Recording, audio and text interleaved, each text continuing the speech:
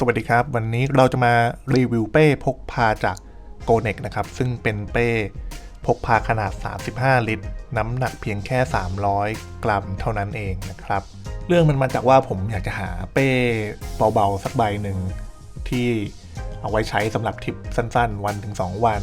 ไม่เกินอย่างเงี้ยนะครับก็มาเห็นเจ้าเป้ของโกเน็กนี่แหละดูน่าสนใจดีเบาด้วยราคาไม่ได้แพงด้วยแล้วก็มีคุณสมบัติกันน้ำได้นิดหน่อยก็เลยลองซื้อมาใช้ดู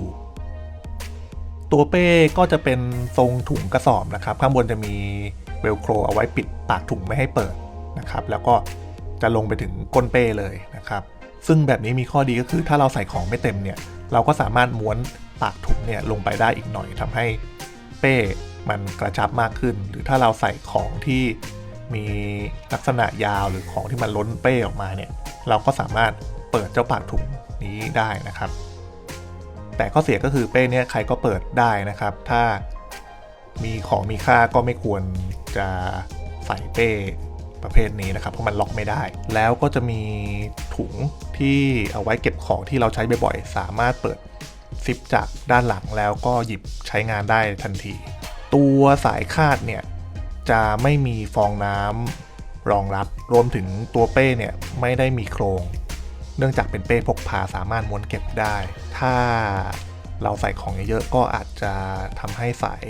สะพายเนี่ยรั้งอาจจะเมื่อยได้ด้านข้างทั้งสองข้างจะเป็นยางยืดเอาไว้ใส่ของหรือขวดน้ำเอาไว้พกพาส่วนตัวล็อกก็ดูแข็งแรงดี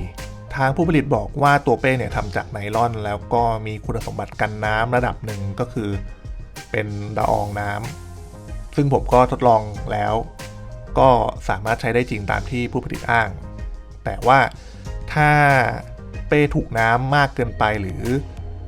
เปียกน้ำเป็นเวลานานเนี่ยแป๊บเดียวเนี่ยข้างในก็จะซึมและชื้นผมแนะนำให้เอาเสื้อผ้าใส่ในถุงกันน้ำอีกชั้นหนึ่งจะได้ไม่ชื้นเนื่องจากว่าเป้ตัวนี้ไม่ได้มีเรนโคเวอร์แบบเป้ปกติที่เราใช้กันผมยังไม่ได้เอาเป้ตัวนี้เอาไปใช้งานจริง